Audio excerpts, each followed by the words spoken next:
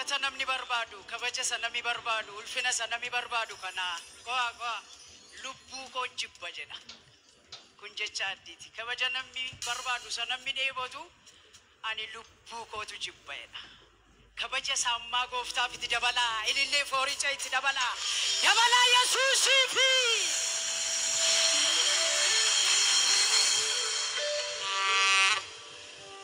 Isanu kenne waaqayyo keenyaaf galati haa ta'u addi ko hedduu si kabaja baga gammadde baga kanaan si ga'e argera irrega argasee chamsite na dabarsite dankara durakoti argera irrega argasee Abside le barside dankara durakoti nu arra kana tambifte lupuko kana takaba kana challi sudadahu marfade lol sikaba galato misinjeda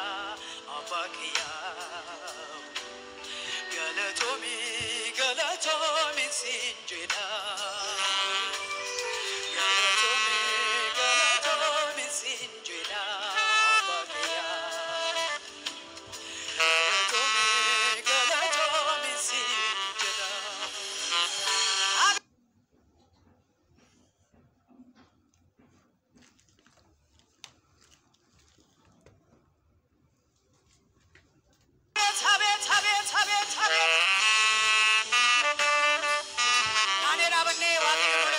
Sina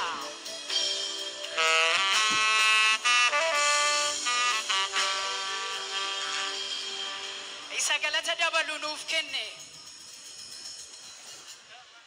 galata itti dabalu ilillee itti dabalu isa nuuf kenne warra galata isa nu taasise ammas galateeffachaa ammas akka galateeffannu ammas faarfachaa ammas akka faarfannu isa dabalee nu eebbise dabala bula galanni ko Yadinirratu matuma hey yadinirratu matuma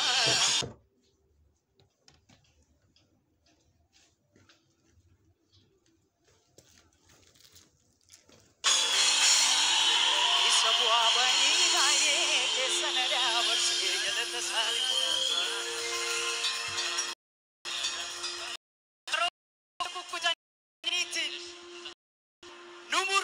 TikTok hojjetan salphaadha akkitti dhufe ulfaataadha baabai baay'ee keessa sa'aatii dabarse sana dabarse isa si dabarse sanu dabarse iyya fooricha ililleetti dabale haleluuyaa bubbeen bubbiseera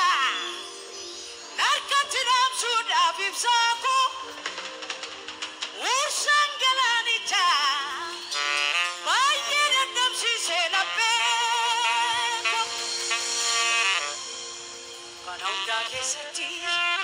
Sanonda keessatis isa nagargaare waaqabo